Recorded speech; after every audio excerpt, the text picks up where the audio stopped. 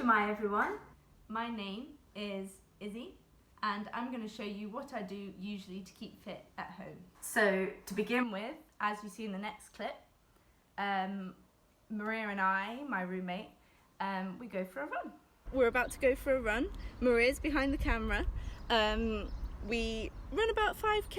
Sometimes we walk it if we're feeling a bit lazy, but today we're going to run it and see how it goes. So that's something that we've been building up, and it's been a nice little challenge that we've been doing together. So once I'm back from my run, I'm really warm, so I like to then carry on my workout so my body doesn't cool down and I have to warm up again. I'm trying to get my press-ups better, so that's what I'm working on at the moment. So I come back and try and do 10 press-ups on my knees and 10 press-ups without being on my knees.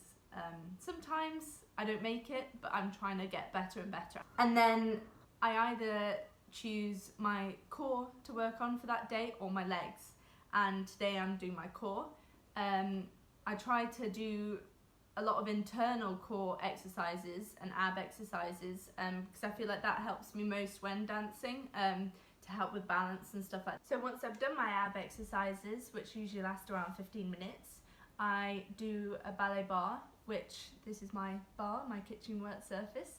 So I look online to see what classes are available, and I look at past classes that have been shown on YouTube and things like that, and just see what I fancy that day.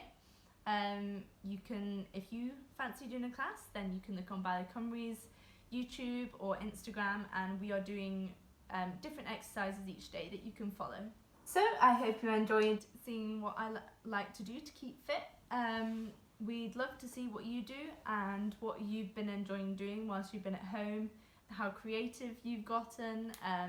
So yeah, keep us posted, let us see what you've been doing, tag us on Instagram, and can't wait to see you soon.